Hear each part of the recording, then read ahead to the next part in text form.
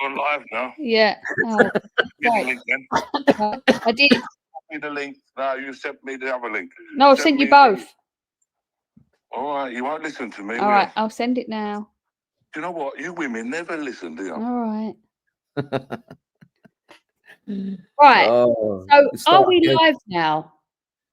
Sorry, guys. Oh my God, I'm so sorry, everyone. So we were chatting away. We thought we were live, but I will blame Sarah because you're hosting. So she forgot to press the live button in the top right hand corner. So we've been talking my God. for the last 8 minutes. So here he is. Look. And if it wasn't for AY, right, telling me mate. continuously, you are not live, you are not live. And you keep telling me, yes, I am, yes, I am, yes, I am.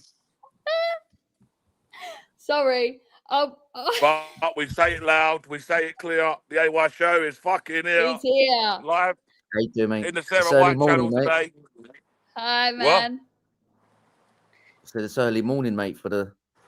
It's early morning, it's 10 o'clock, early birds, Martin, they catch the worms, geese. Listen, Martin, AY was up before you. I was talking to him early this morning, early Listen, doors. I was ignoring you, mate. And I didn't get home until 3 o'clock in the morning. What's that? Didn't get home until gone 3. We were like half an hour away from home, and I think you'd only just left. Yeah. Because I'm not a part-timer, Martin. I stayed till the end, you know. Yeah. Yeah. Yeah, Martin got rolled in by Urban Scoop and then rolled out. See you later. Rolled out, mate. Yeah, mate. Laid out the red carpet, mate. Then the best shot he could have got, then no one never got it, I heard. So how was it there last night then? Who's the question for? Well, go ahead, Martin, you go first. How was it? Yeah, it was. Do you know what? It could have been a lot worse than what it was, and I'm a big critic of the police. And despite being told off a few times, and me having been getting aggravated and antagonised by the opposite side, and me getting told off for it, they actually done quite a good job, especially towards the end as well. The way that they mobilised quite quick, and they cordoned, they done a good job of keeping both sides separate. So in terms of, yeah, I mean, it could have been a lot worse. I mean, we've seen a lot worse at Epping, put it that way. Yeah, but there was a lot of people. If it had the chance to go off, it would have done that. There was a few like moments where the lefties broke the line, and the police had to kettle them back in right underneath. They had a massive cordon, but generally they done a good job. It was hostile, but they weren't. I don't know. What do you think? I mean, I don't know. Well, I suppose I can say at the end when we went towards the car. We saw a couple of guys park up, get out, young kids, and they put machetes down their trousers. What? And then they walked through. They was walking towards the high street. We had to tell old Bill because at the end of the day, you don't even know what they're going to do with it. We're talking about machete. Wound down the window because they had all the meat wagons going down the middle of the road. Just let him know. Said, mate, them 2 guys walking up behind us now down the middle of the road. So walking through the middle of the street. Told them within seconds, 10 of them jumped out of the van and they scooped them up. They were literally all over him. Yeah. So they were. Be fair to them. If I'm going to criticise them, I've got to give them credit where credit's due. Do you know what I mean? Yeah, of course. What about you, AY? Well, I'll be the complete opposite, to be honest with you. Yeah. I think they was wankers as usual. I was punched in the stomach once. I was kicked in the knee. You got assaulted. Yeah, I see they tried to restrain you. In the thigh. You know, like when they tried to dead leg you. Yeah. Yeah, of course. Then I was pushed by another officer. But to be fair, there was a good few officers there. So I actually just realised I'm picking my nose on screen. You can't because we always see you behind screen picking your nose. Exactly. That's why I've just done it. Just thought, fucking, I never got away with that. You could have hated it, mate. Look, let me listen. The police are never going to be our friends. Never going to be no one's friends. They're the police. Yeah. And that's the way I'll always stand. You know, I'll never ever like. There's some of them I knew quite a few of them, to be fair. Yeah, from like Epping, London, etc. But yeah, I think it was a lot to do with nothing anyway. To be fair with you, yeah, I don't think it was. Yeah, I think it's a bit of a lot to do with nothing. And really, do you think this whole thing could have been prevented if they'd just let the fans arrive? The away fans could have been allowed entrance into the grounds, and that this wouldn't have been made a big deal. Do you know what's there? Listen, if them away fans would have got there, yeah, they would have absolutely tortured them kids, because them pro-Palestine lot really was just a bunch of kids that didn't really know what they was there protesting for. Yeah, They was as just usual. there to shout and scream and things like that. Really, to be honest with you, they wanted an opportunity to create and to cause antisocial behaviour. It gives them an opportunity to do that without without really getting in trouble. You know what I mean? It gives them that chance to express themselves. I mean, I just literally I put a post out this morning, literally before I come on. There was that guy at the end. I was filming the pro-Palestinian, one of their organisers was on the megaphone saying, "Right, guys, the protest is now over. I would like to kindly ask you to disperse. Blah blah blah blah blah. If you decide to stay, that's up to you. But we're saying, you know, we can't tell you what to do. But I am advising you to now leave. So if you're staying, it's on your own accord." And that's fair enough. And then people go, "Nah, we're staying. We're not in hell's chance," and this, that, and the other. So I'm filming it. Then there's some guy who's staring me out through the camera. So I focus on him, and I'm going, "Lol, this guy's staring at me." And he's like literally focused on me. Then he starts doing all swearing, and then he says, "Death to Israel." But I put my mic. I said, "What did you say?" He went, "Fuck Israel." Excuse my French. And then the police officer come over to me and goes, "Right, can you move now? You're antagonising him." I went, "What are you talking about?" How?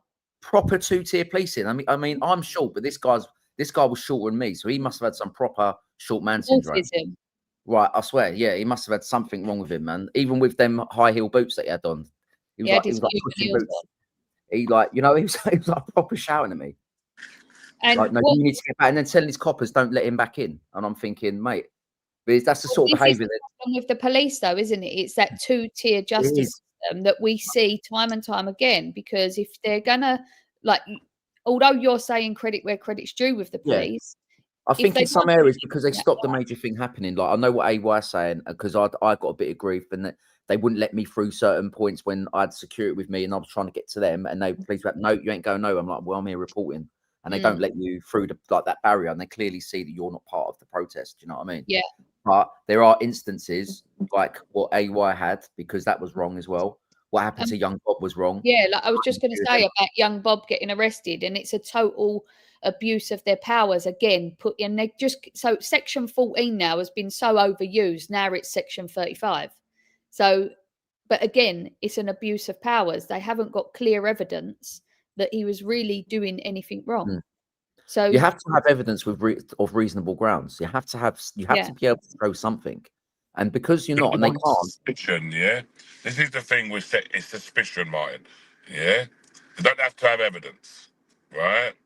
They go down by suspicion, and intelligence will come along, with that suspicion.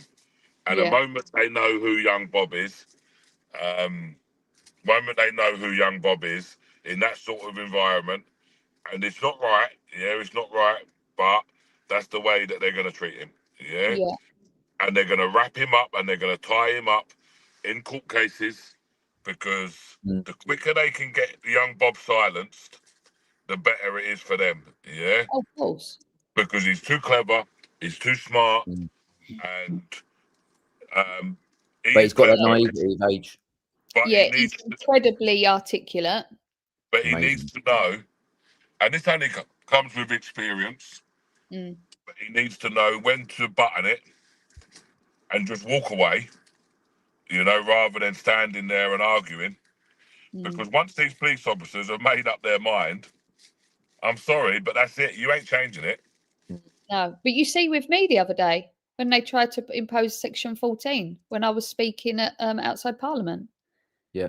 But at that point, I mean, them police officers that completely spun round and walked off, which I was surprised. I did think, oh, here we go, I'm going to get arrested again. Well, he sort of shrugged his shoulders, didn't he? And yeah. And like you think, well, you've come over to enforce something. Give it back to you I was nice. I weren't horrible. I was like, I just spoke how I should be speaking to him, was respectful to him. And then he went, oh, and turned away. And you think, if you've come to impose something, is this the police we've got? Because you've obviously come with something in mind. You're going to arrest me, or you're going to try and move me on for whatever reason. And he done neither, because I confronted him. But Bob confronted him last night, and then obviously he's ended up getting arrested. Has anyone freedom of speech? You didn't even say anything that bad, like at that particular protest, as that was a Storm Out protest on the Wednesday at Parliament Square. Yeah. And again, the police were aggy then as well. Why were they all over that side and none over the other side? Then they started trying to kettle people off to clear the way. It was just an excuse to try and agitate. You could see it happening. Yeah, no, it was definitely. And the thing is, they arrested that guy at Parliament, didn't they? They said that he had let off a banger or something, whatever it was. And it weren't even him. And then they de-arrested him, and then they arrested him again for the same thing. So they arrested him again. No, I see him again after that. Someone said he got arrested at the end. No, he didn't. Oh, someone cut us. Phil said he got arrested again. No, I see him. I was with him at the end. Did you? Not for long. Yeah, not for long. Not for long. But then you've got that woman, that lefty on that day, kept coming and arguing, antagonising, and you think, love, go to work. 3 times. And she was paid to be there. I'm telling you now, she was told to go there, because even at the one at the very end, I think you'd left at that point because you had to go. She was standing there again for about. I was trying to do an interview with David Atherton. Yeah. And then a crowd started gathering around her because she was like agitating people. And then she does this thing, like where they do this thing where they go on their phone and they pretend they're talking to someone, don't they? Oh, I'm being harassed. And we're like, well, you can leave.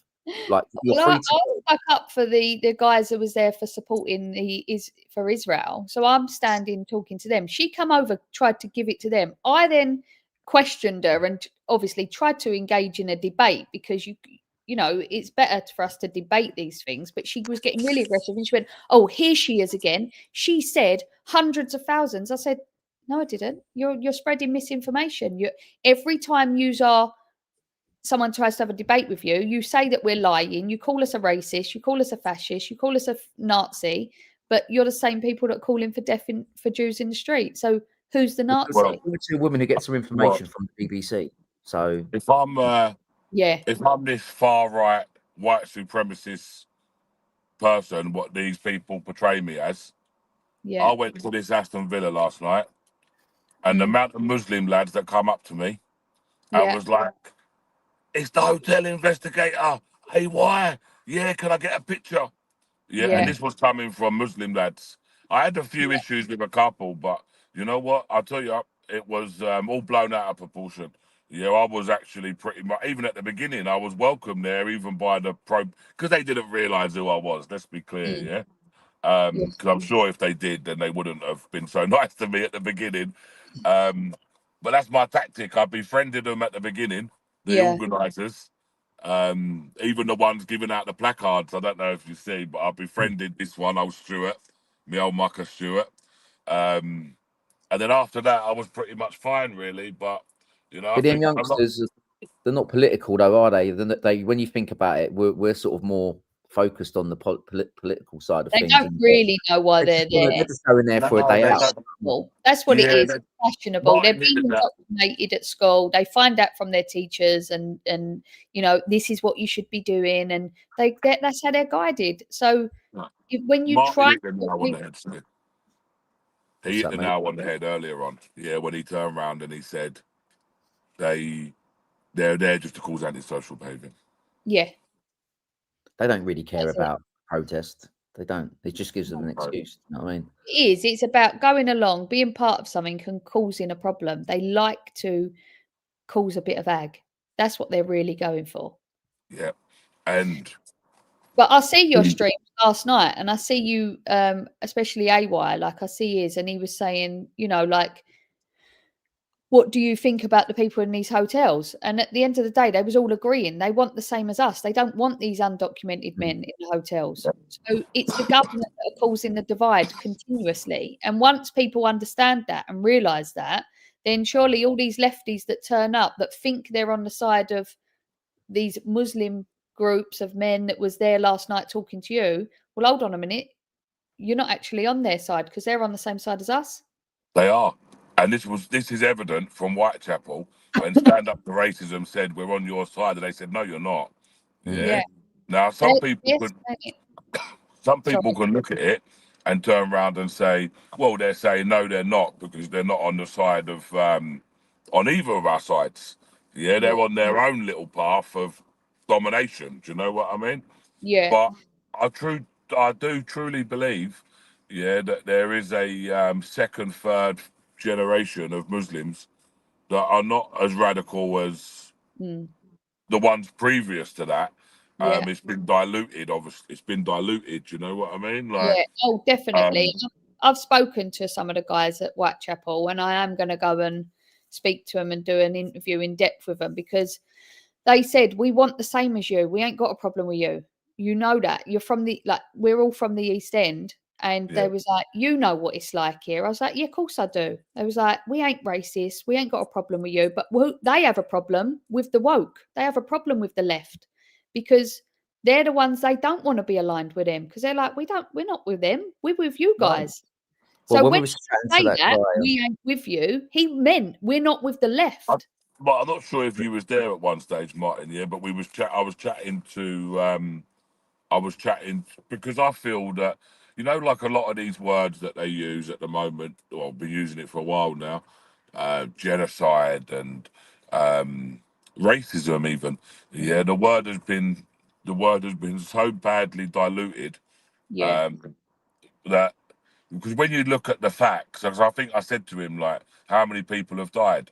Like 60,000. Well, how many people is there? 1.6 million. Well, I'm sorry. Yeah, that does not add up to a genocide. Like, you're using this word very, like, loosely, like it's not real genocide. It can't be, because if only in 2 years in a war 60,000 people have died, if it was a genocide, they would have wiped them all out. Yeah. We're talking about this guy who's actually quite reasonable, because when I interviewed him as well, I think that was the same time you were there, and you started chatting to his friend. I was trying to be unbiased and trying to say, look, at the end of the day, hard conversations always need to be had, right? Whether you like what I say or not, and vice versa. But these are hard conversations that need to be had, because what you need to do, you need to find some common ground in order to sow the seeds and like try and get together a little bit more and get along. Because at the end of the day, politically or religiously, we're all going to disagree at some level. I disagree with my own friends and family about politics and about what goes on in the world. So, when you're talking to people that you don't know, right? And to be fair, that guy, and I think we're talking about the same guy, AY. I'd love to know who he was. Just go back to that disagreeing. There'd be some things that I say that you don't disagree with. There'd be some things that you say that I might not disagree with. Yeah, it doesn't mean at the end of the day that we're gonna start screaming and shouting. We all still get on with each other like adults should do. Do you know what I mean? That's it. It's trying to do it. Unfortunately, protests aren't always the best place to have a debate, because everyone's emotionally charged either side, and they just want to scream and shout and get their point across. And that is that whole thing of people going to just aggravate, because you get it on both sides. You've seen it at Epping. You've seen it at every protest we go to. You do get people on both sides that are purely there to agitate, because they're fired up, and it's not right. It's not necessarily the best approach, is it? You are better off pulling someone to a side and saying, can we have a discussion about this? And that's when, like I used last night, you've got some good content, because you're actually talking to people who are intelligent as well, and they're giving their opinion, and you can agree to disagree on stuff. And but they united in certain beliefs. So one of them even turned around and said, and it might have been the same guy, Martin, he turned around and said, listen, we'd be stupid to each other. And it was a really smart thing he said. He was like, we'd be stupid to each other because we'd be arguing about something that none of us really even understand the real facts. Yeah. And this was that was me saying that to him about the whole Islam. Sorry, not Islam, about the Palestine and Israeli conflict. I said we're trying to have we can't have an intellectual debate about it because I'm not educated enough and you're not. This is something that's been going on for a very, very long time. So how can we're just idiots having an argument over something? You're trying to debunk what I'm saying, and I'm doing the same thing to you. And really, we're not intelligent enough to have that type of conversation. And also, another thing is, majority of people that want to argue the fact of Israel and Palestine, they've never ever been there. They've never been to Israel. Like, they don't know the history. So, all right, you can think it's wrong what's going on, but at the end of the day, you've not been there and you've not endured what's going on. So you should keep your opinions with that out of the politics within the UK, because it's got more important things to worry about in the UK. That's exactly what I said to him. Let's concentrate on the UK. The UK's FUCK, and we need to worry about what's going on in our own backyard before we can worry about what's happening overseas. Do you know what I mean? And people who are fighting, sorry, he's going to talk again. It's my show. Go on, it's all about you, isn't it? It's all about you, Sarah. Yeah, go on, AY. Oh, right. Sorry, it's my turn now, yeah? What I was gonna say, I said this actually a few times, yesterday. Yeah, and I think I actually, I think I recited something you said, actually, Sarah. It come in my mind, at the time, and I think it was something that you might have said at some stage. Yeah. And I turned around and I said to him, like, we should be, maybe not word for word, but we should be concentrating more on what's going on in here, in this country, because you're worried about something, that if you care about that much about that place over there, go and fuck off and go over there. Yeah. You know, like, if you really I that always passionate. say, love the country in which you live, or go and live in the country you love, because at the end of the day, oh look, Reggie, what are you doing? He must be on What's happening, Reg? He must be on a break. Is he on? Are you on your morning break time, Reggie? Reggie, don't let the teacher catch you, geez, with the phone. Reggie's gonna get the phone taken off him. Oh no, because we're all grooming Reggie apparently. Oh no, apparently. Not again. Oh no. Oh no. More like the other way around, the little fucker. Yeah. Yeah, and it's true. If you have to be fully for the country that you're in. You have to love it, respect it, and want that to be the best country and to succeed. Once that's succeeding, yes, then we can look at other countries and, but these people are going pro-Palestine, free Palestine. One, they don't understand the argument and the conflict and the back history that's going on. They never will. And because the people that are protesting against it aren't actually directly affected by what's going on there. And the other thing is, if you're so bothered about what's going on in Israel, Palestine, then you should be bothered about what's happening to the Christians in Nigeria, because there is an actual genocide going on. And you can't, if you're really that compassionate and feel that compelled to go out and protest about something in another country, then you should be protesting about what's going on in every country. And Sudan as well. That is horrendous. And that's exactly the question that I put back to that guy last night. And he swerved it nicely, because he didn't actually answer it, because I said exactly that about if you're going to have the pro-Palestinian, if you call in that a genocide, then see what's going on there. And then he said that's a problem. He didn't say it was a problem, but this was around about, it's basically, that's an issue for the Christians to come out and basically protest about. And that's not what the point I was trying to make. The point I was trying to make is that if you've got a set of protesters protesting for one thing, why you're not protesting for the whole thing? You're picking and choosing. Because then he started saying about, why is it when you go to these protests outside these hotels that there's hardly any people of color or black people there? And you're saying, I remember this. That's when I turned around. I was like, but I wanted to say back to him to get the chance. I was like, well, when you go to these stand up to racism protests, there's never hardly any black people or brown people there either. No. So you can't have both ways. I remember this part. Yeah, do you remember?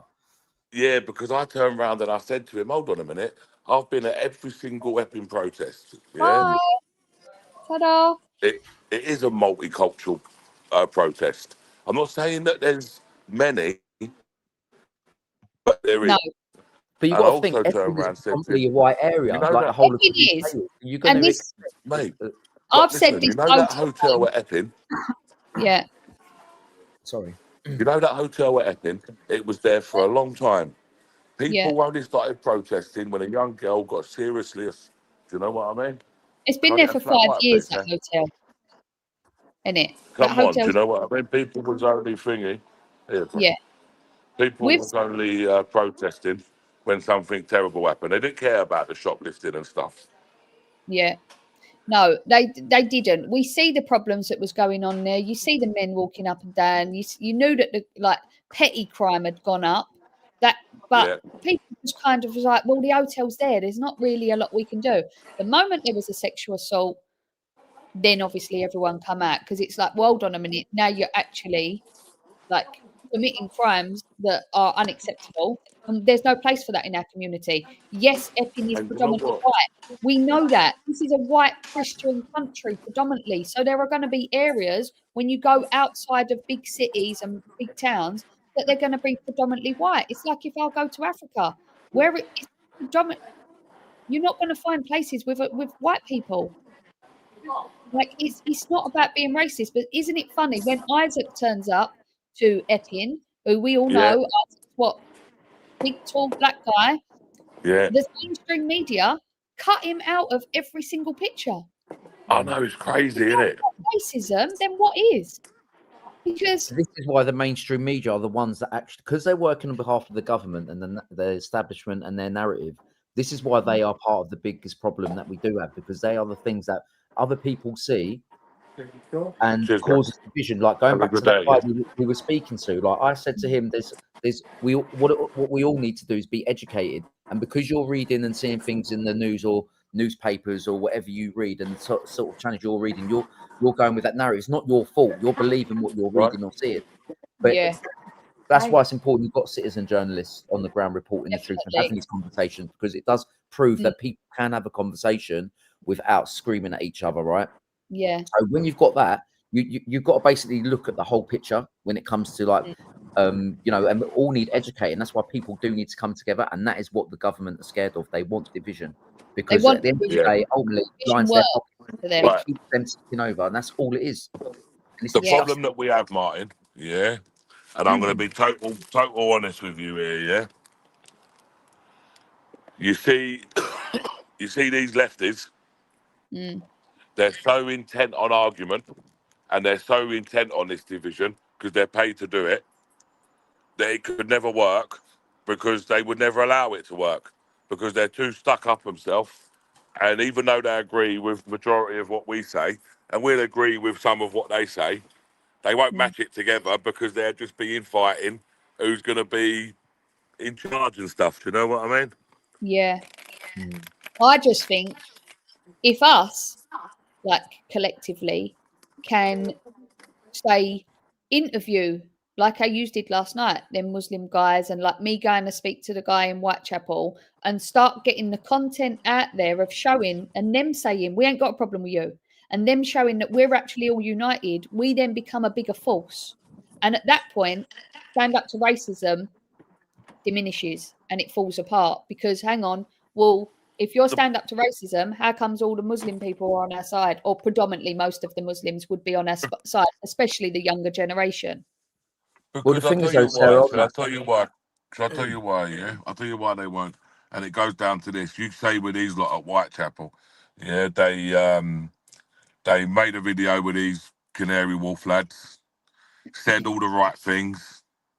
A Yeah. couple of days later, they make another video. Yeah, say no, we're mistaken. We're not part of this. We're not that. We're not that. Because then they get pressure from their elders, Mm. and pressure from their mosques, Yeah. and you can't 90.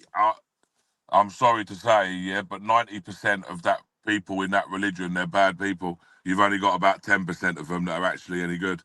Yeah, if Mm. I'm honest, like you got this was going to there's say to too you, many. AY, how do you know who to believe when, like, I felt the only downside I felt having that conversation with that guy last night, I felt there was a little bit of lip service there because he knew he was being filmed. So Right. how do you ever know Do you know what side what? of it Mm. to believe? Do you know I'll what be I mean? honest with you, yeah, and Someone's put the comment in the box there. That's the word. I think it is in Islam is taqiyya, where they say basically what it is that you need to hear. Yeah, to try and appease you. Yeah. Yeah, exactly. But I'll say this. Yeah. And I badger on about this quite a lot. But I come from East London. Yeah. And if there's anything I know, it's kind of like streetwise. And a lot of them lads that I was talking to yesterday, and body language is always a big thing, and first impressions and things like that there. I do believe that some of them lads was actually speaking the truth yesterday. You know, like because a lot of them, they come across to me like a lot of the Muslim lads that I know personally, by the way. Yeah, and that I know that would go to marches, and I know the reasons as to why they don't go to marches. And the reason is because their own Muslim community would disown them. Not because they're scared of going. Yeah. It's because their own community would disown them. Yeah. That's suppression, isn't it? That's suppression. That's real fascism. Yeah, of course it is. But the thing is as well about the whole racism thing, because I tried to debunk that with this guy, because I think when you're speaking the truth when it comes to racism, I look at these lefties. I honestly, I can't all brand them all the same, but I just see the way that the people that call out people for saying things that might be deemed to be racist, I believe they're the racist ones. Like, does that make sense? Because even when I tried to say to the guy, I was like, he was against the hotels. I was like, well, because he was calling saying Tommy Robinson's a racist. So I said, well, good, show me one bit of evidence of him being a racist. And I think you later, I think you said the same thing to someone else, AY, I think on one of yours. I think you offered that little fella $1,000 or something to find a bit of evidence. The one you told who couldn't beat an egg. That was funny, by the way. And no, not that one. So that was a different one. So earlier on, like that was funny. You know what? I've done quite a bit of research, regarding this, because I'll be honest with you, like I wouldn't want to be associated with anything like that, with like racism and stuff, So I've done my own research and I've looked myself, and I can't find anything where he says anything to be racist. So I'm quite confident. That's why I turned around and I said, "Listen, I'll give you $1,000." Yeah, right and I agree. now. Yeah, and that's why I say to them, do your research. If you're going by what someone else has told you about him, go and do like what I did. I didn't believe what people. Well, this is what I said in that. You believe you hear oh, this will avoid that. He's a right wing extremist and this, that, and the other. Oh God, I don't want to be associated with that person because otherwise I'll be labelled myself. And then when you look at actually what he's done, and he doesn't ever pretend to be an angel in any way, shape, or form. But when you look, he's trying to do something good for the country. Do you know what I mean? And why would his friends? Look at who his friends are. When you're at his rally and you get talking to people, they're like, "Oh, I've been his mate since I was a kid." Hang on, there's Asian guys there. Like, so he's not racist, is he? He's not going to be a racist person. But when you want good for this country, when you actually really want good, you're shut down and people want to discredit everything you say, and they want to make you out to be a racist because ultimately they don't want good. They don't want people to be good.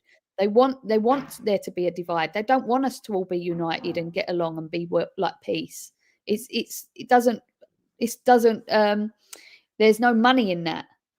Yeah, they want to break it all down, right? So when even that guy, right? So I said to him, right, what about these illegal migrants? Do you agree? He goes, no, they shouldn't be here. Okay, cool. Right. Okay. What we don't know who these are. They're unvetted. If you look at them, you've got brown guys, you've got black guys in there, and you've got white people in there. I'm like, because if like I said, what would you call someone from North Africa? Someone who's Afghanistani or someone from Egypt or Morocco? Yeah. And I go, to me, they're white. Okay, they are white. And he's like, yeah. I said, so how are we then being? We don't want any illegal migrants in these hotels. So, and these are, you got to imagine, some of these Afghanis, right? These are the ones with the highest arrest rates in the UK. These are the ones committing the most amount of crimes as well. So, it's not to do with race. Like it isn't. It's to do. I think it's more down the cultural route, and I think the threat in terms of culture in the UK is that we need to keep the British values and beliefs which have been diminished over the last 20, 30 years. These are the things that we need to get back on. And then that goes back to ourselves as parents. We've got to start teaching our kids to be proud of who we are and what we represent. Do you know what I mean? Definitely. And it does. It all starts in the education system. Starts from. AY sounds like Frank Bruno. Sorry. No. Look, I'm just going to grab a cup of tea. Hang on. Yeah, no, they do. It all starts at school. And look at, like, why can't they get the kids to carry on? It's not about being Christian. It's not about instilling faith. If you're a person of faith, that's up to you. But being a good Christian person with good morals. Put that on mute for a sec. Sorry. Oh, okay. It's just about instilling kindness at school, at ground level, at the very core. If you encourage the kids to be nice to one another at school, sing hymns, help one another, open the door, that will carry through life, and then they'll be a better adult and they'll be a better member of the community. But in schools now, it's like, you can do something wrong, there's no accountability. You can say what you want, as long as it's one narrative, you can fit that. And then you see these kids coming out of schools now, and they ain't got a clue about life. They're not nice. Yeah, do you know what it is?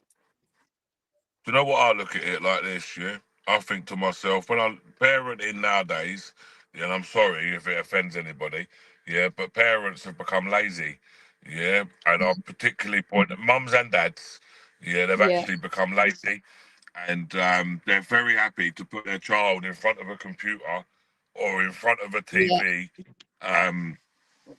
Do you know what? Yeah, there's a reason why, like the BBC and things, yeah? I never used to let my children watch like Peppa Pig or, like things like this. I never let them watch this sort of stuff. Do you know what I mean? Yeah. People say, oh, you're cruel, but I say, no, there's hidden agenda behind this. Yeah. Do you know what I mean? Like, it's too popular for children to fucking like it. Yeah, there's something's not right with it. Anyway, I just think to myself, parenting now has just become so lazy. And you even look at, like, what happened to the days where at 4 o'clock was dinner time. Yeah. At 4 o'clock, you're all sitting there as a family, mum, dad, or dad might just be getting in from work, whatever, yeah? But mum and dad or whatever, just sitting there having your dinner as a family every single night, yeah? Nowadays, parents, and some people will say, oh yeah, but they've got to work, they've got to go to do this. Yeah, no, I get it. The government have made it so now that women, I'm sorry, but probably take offence, but they've made it, give them all these powers and rights, etc. But really didn't know what they was letting them in for, because women really looked after the family. And the government knew what they was doing. They was breaking down the family unit by allowing women to have the vote. And I'm not saying that women shouldn't have the vote, but in making it women, they should have the vote. But then what they done is they gave them the vote and then made it that women then have to go to work. Yeah. Men and women play their roles, and they play them well when they're allowed to play their correct roles. A woman is the caregiver, the nurturer, the homemaker. The man is the provider and the protector. And when you both allow both people to play their roles perfectly, that is one force to be reckoned with. They are united, and nothing can come between them. But because women have to go to work, and then what you find is some women go, well, hold on a minute, I ain't doing that because I'm an hour out at work. So then all of a sudden the man's then got to come in and do roles that he isn't used to. And then also what you find now is a lot of women will say to their husbands, don't talk to him like that, talking about their kids. And then straight away, that causes a massive problem, because if you've got a woman saying to the man, don't talk to her or him like that, meaning their child, then the child doesn't have the fearfulness of the discipline from a man. And that's why a lot of these kids now run riot, because the dads have been feminized, the women have been put up. But ultimately, I know when I was a kid, my dad never hit me. He never shouted at me. He just looked at me and I was like, oh, shit. I've got two boys, Two boys I've got. My oldest boy is okay. My 17-year-old, he get up this morning. He gets up Monday to Friday, every single day. Gets up early, makes his own way to Epping, gets on the tube, goes to where he needs to go to get picked up from the guy who works for me. He goes to work all day. Yeah. He does that Monday to Friday. he's makes his own wage. You know what I mean? He's 17. Yeah, he's just doing his driving lessons. He'll be driving soon.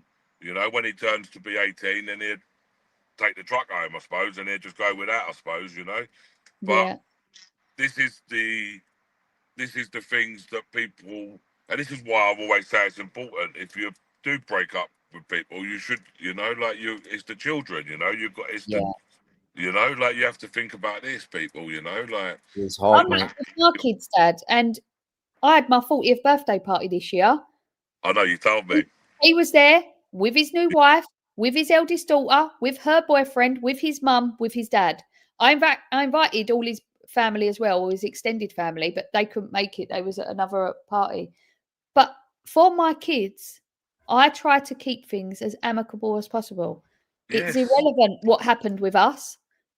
We both love our kids, and that should unite us. I'm quite a bit of an exception to the rule. I don't think many people would have be in the same room as their exes, but me and him had photos together, and like, yeah, I know you, but but that's nice for my kids.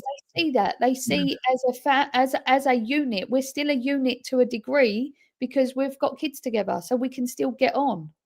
Martin, do you know what I said when she said to me about My this? son's giving me the really weirdest look, like. Listen, I turned around and I said to her, God, that's a bit too much for me. Yeah, I don't think I'd go that far there. Yeah. And then, So, I've got 2 exes, mate. How about dealing with that? I also turned around and said, fair play to the guy as well. Do you know what I mean? Like, you know, like fair play, you know, like, because he's been the bigger person for the sake of his children. Do you know what I mean? And you respect that. As well, like, he's got a new wife. His wife could go, bit weird. I don't want to come round there, but we've always just got on. That's, you know, they even tried to set me up with one of their mates, which is a bit weird. Yeah, I mean, my is the same age as yours, AY, and he's in. I mean, my kids don't live with me, right? Because they live with their mums. But it's like, he's 17. He's just exactly the same position, mate. And you know what? Fair play to him. He's, I mean, he's doing well at school. He's doing driving lessons. Just turned 17. He's been working in the barbers for over a year. So even last Christmas, got a professional barber set, etc. Yeah. And I told him, I said, mate, no matter what you want to do, because he wants to go uni, he'll probably go into some really good job or something. But I said, keep that as a skill. I said, because even if you go to uni, things like that, you can cut your mate's hair, you can little side income, 20 quid a pop, whatever they charge these days. Yeah. And then he works. He's also got a job. He's got a part-time job, I think, with like a super drug doing online stuff. And then in the summer, he goes and works with his mate's dad doing a bit of like roofing or scaffolding. And he's just grafting. I said, mate, you just got to keep going. Like, yeah, because he wants to go out. He likes nice things. He's got expensive taste. So I'm like, mate, I can't afford to. You know, one of the problems as well is where for a while they were pushing everyone to uni. Not everyone's geared up for uni, and let's face it, we need plumbers. Like, we need tradespeople, plumbers, electricians, painters. We need all of that, bricklayers. We need all of them. The country needs them, and let's face it, they earn a really good wage, right? But it was like as if, oh no. At school, when I had the first interview at the school at the top of the road, they said, do you work in the city? No. Does your husband? No. Oh, right. Well, aren't your children going to want to work in the city? What universities will they be wanting to attend? I'm like, I'm from a working class background. They will probably go and do a normal job. My son's training to be an electrician. My other one wants to get a trade. So ultimately, they don't need to go to uni, but they want to come to uni now. Whether you do media, photography, like, these things don't need to go to uni. Well, this is what they've done. They made up these nonsense courses. Now people have got themselves into so much debt that they're paying off pretty much forever. Do you know what I mean? You know, and university used to be free, 20 odd years ago, didn't it? Was it? Yeah, probably. It would. But you know, they tell you that our education system is free, guys. No, exactly. The thing is, anyone can get into university as well. I'm not trying to dismiss people's kids' intelligence, but you can literally now go and do a degree in anything because it's a pound note. That is literally all it is, and all you're doing is funding these universities, funding their unions. We know he sounds like AY. He don't like Frank Bruno. We don't take that as he don't take that as an insult. Do you know what, Seth? People can buy you a coffee. To be honest with you, yeah. And people are going to turn around and I don't even read the comments. I've not even got the comments on. Yeah, I can't even see no comments. I don't read them, honestly. I'm so used to my channel with my moderators that Yeah. No, do you know you know, what? Everyone on here, every single person on here is super, super nice. But because Martin read out the comment where it said AY sounds like Frank Bruno, That was a joke. I think the that's guys just come back and went, it was a joke. Yeah, no, it wasn't that's joke. Martin having his sly little digs at me. Yeah, that's all No, it but is. Yeah. Don't worry. everyone's super Listen, I'll nice. get him later. Don't you worry about that. Yeah. You might get me on the Sarah White show today. Later on, He we loves say it. it, You know, it is say it clear. AY. The A1 AY's show is fucking here. You'll get AY's on it. quite good at AY's winding only people here up. plugging himself, not that he needs I it. know AY's quite good at winding people up, but he can't get to me. That's what it is. Do you know I what? love a wind up, BB. bro. I had BB the other day. Yeah, I had him really Oh, good. Yeah, poor BB. Yeah, bless his little heart. I had him the other day. I made him go bright red. Yeah, and literally he was going redder and redder and redder and redder and redder. Yeah. He gets embarrassed, doesn't he? Oh my god. Do you know what? I've known him for so long, like nearly 30 years or so, and give or take a year. And oh, he never used to be like that. Yeah, he never embarrassed him that. Like, you won't embarrass him like that. Even No. his driving that day with the coach was just. I was oh, thinking mate. to myself, His what's driving happened was to you lazy, kids? mate. You was in like it was so funny though watching you on that one because you were like, going, mate, go through the red light, bruv. I was like, no. And we were like, I remember joining that until about 2 o'clock in the morning. I was like, how can you like lose a coach? Like, or like, how can you let a coach get that far in front of you? They're so Like, slow as like, well. and the coach was stopping as well. Do you know what I mean? My retention rate on them videos, I'll show you both, yeah, because I can't show it on here because you'll end up getting a trial where they'll report me, yeah. But I'll show you both. The retention rate on them videos is through the roof. You like, and I'll say probably the best live streams I've ever done, really, to be honest with you. Yeah, well, Yeah. you've got a lot of information out there on that one. But I do know that a load of migrants arrived yesterday. More are going to be arriving today, Saturday. Yeah, be prepared for the AY show because Saturday we are going to come. Yeah, with some. We're changing the game again. Yeah, we changed it so many times already in the last year. Now we're going to change it a whole lot better. Cool. I look forward to it. And then I'm off to Poland on Sunday. Yeah, but I don't know where I'm still in 2 minds whether to go. And I might be joining you on Monday. Yeah. What do you mean you might? Just come. I ain't booked it yet. Are you not booked? No, I ain't booked it yet. You know what I done? When is the actual thing? On Tuesday? Flights. I know what you've done, Sarah, but I'll let you tell them. I decided I wanted to go on Sunday, so I'd be out there Monday morning to do my live. I'd wake up early, do my live, and then I wouldn't miss out on anything. And I thought that would be perfect. Kept going online, kept checking the flights, booked them, checked my itinerary. Thought I think I can check in there and see that I'd supposed to have booked from the 9th to the 12th. I'd booked from the 10th to the 17th. I don't know how. And it's just cost me the exact same amount to change my flights to what I needed as what it had cost me in the first place. Guys, do you remember back a few months ago, our big Sarah White on my channel, before she even had a channel, actually. Yeah, and we'd turn around and say in my comment, or even my chat used to say, yeah, she's a smart woman, Sarah. You know, like, look what she's done for herself. Like, do you know what? Yeah, rate that, you know, like, really, truthfully, like, on heart, yeah? And now, all of a sudden, you've shown your true colours because you can't even book flights correctly. Do you know what it is? I was up 3 nights solid. I was in the hospital for 2 of them nights with my daughter. Like, you would have seen my live if you looked on it and how I was disgusted of the treatment that the people were receiving in the hospitals. Like, for something that you could be in and out with, they could. I do not understand how the NHS is running. I don't understand what they're doing. It's falling apart. It's bursting at the seams. But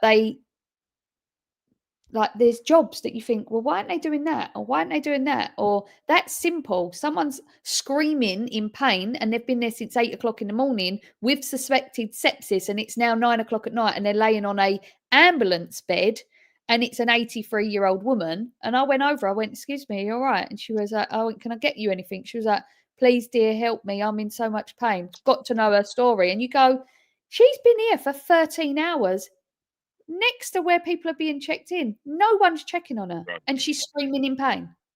I don't get it. So that's why I was booking my flights and I booked them wrong because I was so sleep deprived. So I think I can be forgiven for that. Anyway, this is why I say quite a lot. Yeah, the services that we've got running in this country, like the NHS and stuff, yeah, it's even though it's propped up by immigrants, yeah, it's so understaffed anyway, yeah, that it's a shambles. And that's one of the reasons is because the population here is too much. It's growing. This is another reason why immigration needs to actually stop. Yeah, it does. Exactly. And it's supporting the people that we don't need here. Well, then this is what I don't understand. There's people. So this another woman, 103 years of age. She's 104 in 2 weeks' time. Completely compos mentis. She's grabbed hold of me as I've walked past. Excuse me, can you help me? Because now I'm helping everyone. I went, yeah, of What's course. that mean, compos mentis, by the way? She's fully awake and aware of what's going on. Full capacity. Yeah. Not as intelligent as you, sir. Full capacity. Bloody hell, mate, that's a problem. Make sure you book your flights, all right, then. Don't let me book them. No, and I was like, what can I do? And she went, I've been asking to go to the toilet for at least 2 hours. And I went over and I've got a surgeon, I see, because he was wearing his scrubs. And I said, excuse me, I know this is nothing to do with you because you're obviously a surgeon and but you are incredibly high up in this establishment. I said, and I would just urge for you to have some compassion for this woman who has spent her whole life paying into the system. She would have lived through the Blitz. I was proper going into it. And I went, she just wants to go to the toilet. Can you please make that happen? I don't understand. Something so simple, especially in the hospital. I remember my dad was in hospital was it about a year ago? And got a few things wrong with him, whatever, but he had to go in there, right? Anyway, he's up there all day. My mum's like, oh, your dad's been up the hospital all day. Luckily, the hospital's just around the corner. But he's like, what? And he's like getting to like 7 o'clock in the evening. So I've gone up there. I've finished work, whatever. I said, all right, I'll go up there and see what he's doing. Gone in there. He's like in this waiting room with a load of other people waiting to be seen. Been there for over like 10 hours. He's going, oh, can you go and get me a drink? I said, what do you mean? He's like, I've not had a drink or a glass of water. We've been up here. I'm starving. And I said, are you serious? They've not even offered you. I can't remember what the reason was because there's so many things bloody wrong with him. Anyway, they were everyone in there was gasping for a drink. I had to literally have a go at one of the nurses. I said, I'm not being funny. You've got about 15, 20 people here all complaining that they're dehydrated. They've all been waiting here for hours on end. And it only took that like 5 minutes of me having a go at them because I basically lost my shit. Because there was a reason. It wasn't like they could get up and go anywhere. There was a reason why they was in that room, and I can't remember why. And and then the woman came in with like a little trolley and got them tea and biscuits. Yeah. And I was like, if I'd not said anything, I said, this is my point. If I'd not said anything, this would still be going on. Because, like, it's like my dad's of a generation where he won't speak up. Like, he won't speak out. He'd rather sit there, and like not say anything. They should have someone on every ward going around with teas, coffees, and biscuits. Yeah. But if you're a caregiver, that's care. That is care. Then they should have another thing. A woman's laying there. She's disabled. She's got a problem with her neck. Again, she's on a ambulance bed. She'd been there for 8 hours. She said, I really need a pillow. I went, can someone get her a pillow? Sorry, we ain't got none. What do you mean you ain't got no pillows? It's a hospital. I went round many wards to try and get a pillow. Look at this one. Look at this one, Sarah, in your chatlet, yeah? Her mum went to the hospital, was left unbooked in for hours on a hospital bed with someone else's blood on it. That's disgusting. And her mum had a blood clot after a knee operation. Yeah. No, that's a different one. Hitting off hard, checking all these comments whilst trying to talk. Yeah, because otherwise you look like you're being rude, checking the comments and talk at the same time. Give me a spanner. I'm dyslexic, everyone, as well, so... Give me a spanner. Where's the spanner? Just click on my name and give me moderator. Make me a mod. Give me a mod on the Sarah White show. Can you do that through StreamYard? No, I don't think you can do it on StreamYard. No, I think you'd have to do it on your YouTube channel. Wait, Amp, I want a word with you guys after this call. Yeah. Oh, so me. don't you go anywhere, Amp. Don't be walking the dog outside my house. Don't be going to walk the dog or anything, Amp. Yeah, because I need to have a chat with you. Me or him? No, Amp. He's going to go out. He's my moderator, he is. Yeah, one of my managing moderators, actually, to be honest with you. One of the people that's got, yeah. Anyway, he'll go and take his dog for a walk. He'll leave his phone at home. He'll go to the toilet, won't take the phone with him. He's in HR Monday morning. That's the other mod, Jenny. He's got a HR meeting at 9 o'clock on Monday morning to discuss his behaviour problems. You're going to put him on a 3-month management program. Mate, he's meant to be the manager. He's going to get a black mark against his name, isn't he? Sounds like he already has. No. He knows. Yeah, he knows what it is. It's terrible. And that me sitting there the other night, and I just thought, these people, and they're the elderly are the people that haven't got their voices. They're left people. They're just walking past them like they're irrelevant, that they're even there. And I thought, you know what? If someone like me or anyone could go there and just give a bit of time and just get talking to these people, because sometimes they just need to have someone to talk to whilst they're at hospital, but someone who could then speak up for them. I spoke up for 5 people whilst I was there that night. And then it's funny, within 10 minutes of speaking to each one, I had each one of them seen and dealt with. But they'd been there for such a long time, and one of the women had to urinate on the bed because they went, we've got nowhere to take you. Now, how is that acceptable? How degrading in the middle of A&E to have to end up wetting yourself as an 83-year-old woman? Like, if they had people that went there to go, well, look, we'll take all the elderly to the toilets. We'll do that just so they don't have to be like so degraded and felt like they're not cared for. That is a basic necessity as a human being, to be able to go to the toilet. Like, and they're being wrong. It is wrong. And I cried when I was there the other night, because I thought, and I went to him, I'm fucking lost for words. I am lost for words. How can you're a caregiver, you've trained, but yet you're just walking past? And it is, they're understaffed, they're underpaid, and they're overworked. I get that. But something needs to change. When you're having train drivers being paid over £70,000 a year with 12 weeks holiday, and they do not drive the trains manually, by the way, they only have to drive the trains manually if they do a Sunday shift. And I know that because I know a few train drivers. So when you compare the work, what a nurse and a doctor does compared to a train driver, how does that make sense? Nurses do need to have more money, but they also need to have more staff, because you will hear from all of them as well. Supposed to have clocked off at 8, they're still there at 11:30, 12 o'clock at night. They're not getting overtime, and this is why so many of the hard-working, decent nurses and caregivers go, you know what, I'm done, I'm out of here.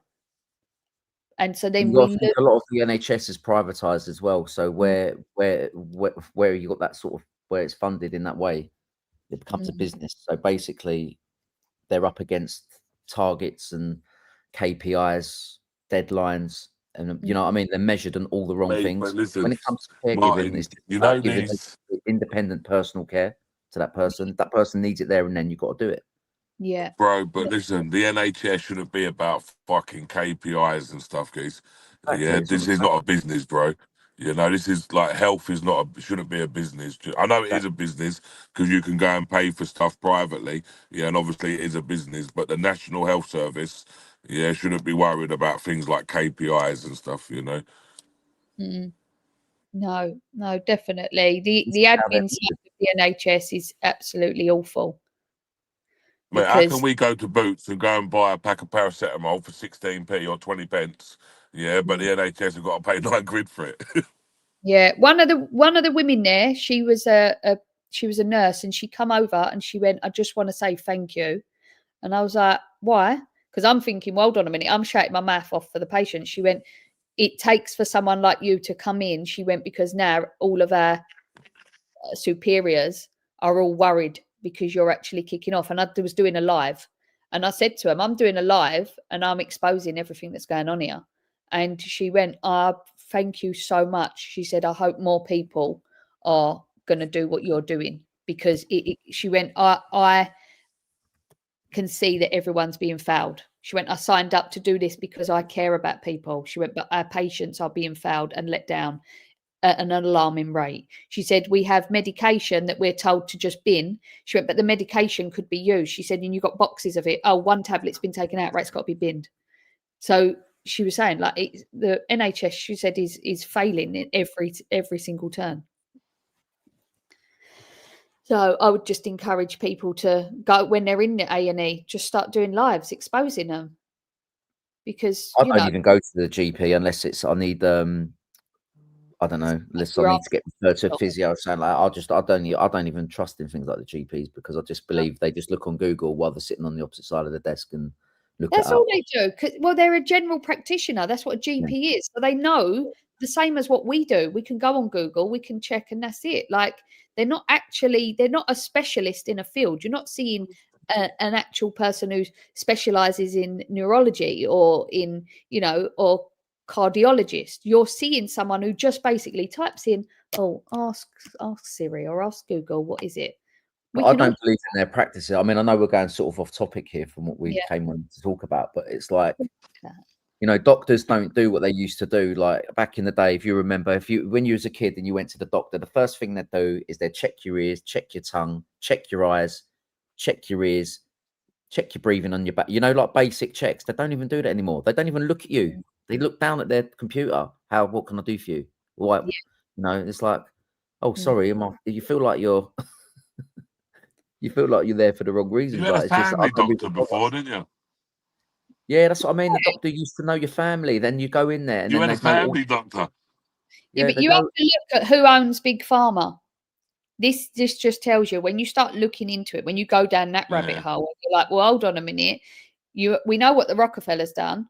We know what they done when they bought up Big Pharma, and then they stopped anyone from being like what they would call a witch doctor. There are for every disease. You know what? I'm going to tell you something. Yeah, we got say 1 second. Say, we've got to be very careful what you talk about on YouTube when it comes to this sort of stuff. Yeah. Okay. Yeah, like medical. I just realised. Yeah, like that sort of thing. We've got to be smart. Yeah. Okay. Yeah. Mhm. I reckon we should leave off of that sort of subject. Okay. Just double check. Yeah. I will do. Has anybody heard from young Bob? Yeah, he got NFA'd. I texted him last night. He did. That's good, because a lot of people were asking earlier in the comments about him. Yeah, no, he's fine. Yeah, I'll do. Yeah, he literally he obviously wanted. He didn't mind getting arrested, but I didn't actually see that happen. I don't know if you were there when that actually happened, AY, but I see it live. There, yeah. I thought it was a bit of a setup from what I've seen. It's quite funny though, because he wraps rings around them, because he was like, well, what people are you? And they went, what? They didn't understand the words in which he was using. And he said, well, who is that applied to? You can't basically give that. The perimeter you've set up, my hotel is within that perimeter. So they don't know what they're doing. And this comes back to the police are going, well, we're following orders from our superior. You can't keep just using that as your excuse, because like the ones who come over to me the other day, I said, go back to your superior and learn your sections, because they don't know their sections. They don't know what grounds that they're coming over and applying them to, or trying to enforce them on you. So that goes. I was going to ask AY actually, because you mentioned something earlier, which I've been, because obviously you've been doing it a lot longer than me, so I'd be interested to get your take on it, because like, I mean, ultimately, say that again, Martin? I just want to get your take on something, because something you said earlier, because ultimately the police, if they want to arrest you or get you away from that area, they'll do it, even if it means they'll do it in that spare of the moment and, take the hits further down the line, because they've got their job done. But like, when you said about like, I don't know if we were talking about the section you said about suspicion is enough, but how do they warrant what suspicion is? Because suspicion isn't a crime. Does that make sense? No, it's Like, not. Yeah, but it gives them.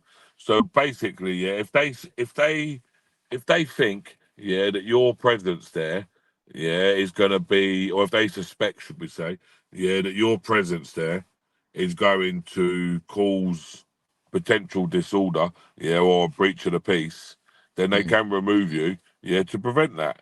In young Bob's situation, he's got the problem of his problem's going to be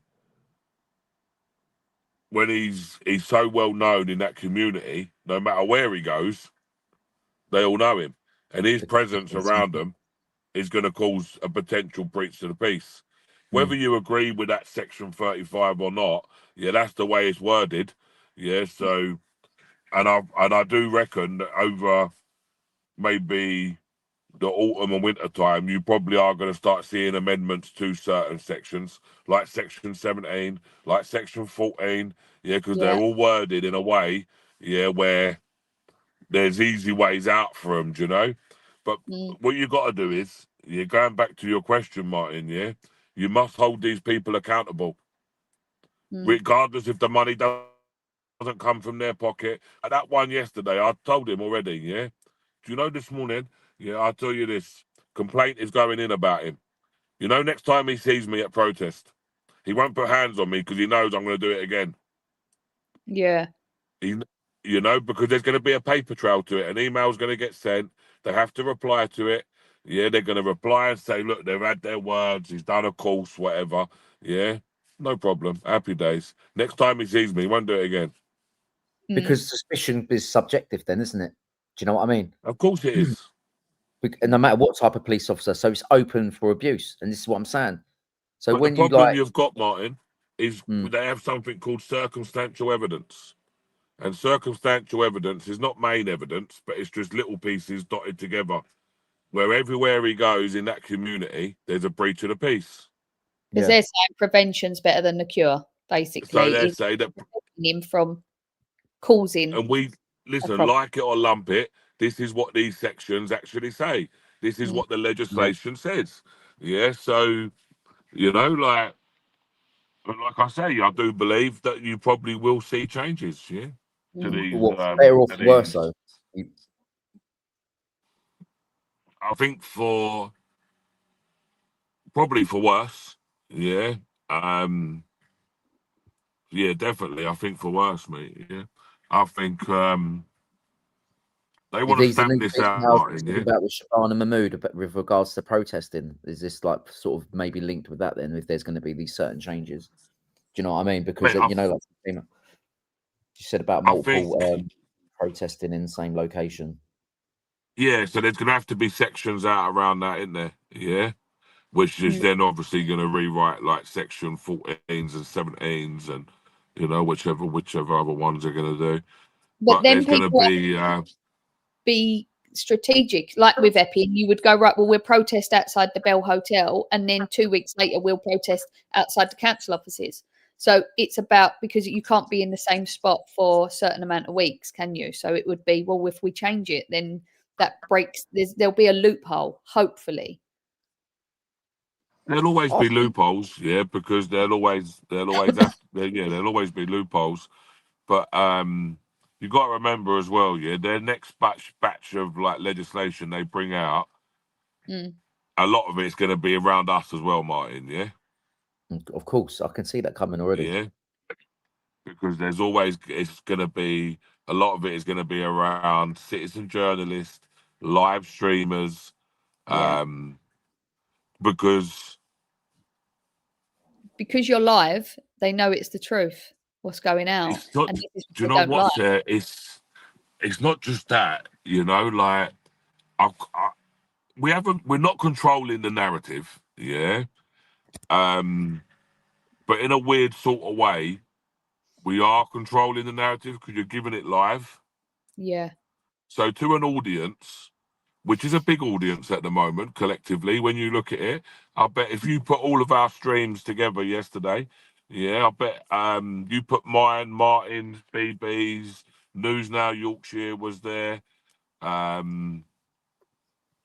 was loads of people there. Yeah, can't even name them all. But if you put them all together, there'd be tens of millions of views there. Yeah. Across all socials. Do you know what I mean? And it's fucking huge numbers. Yeah, that is big numbers. But people are now, like someone put earlier about don't pay your TV license.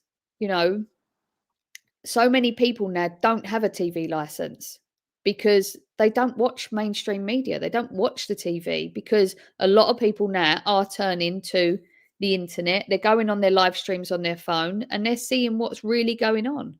And it is waking people up.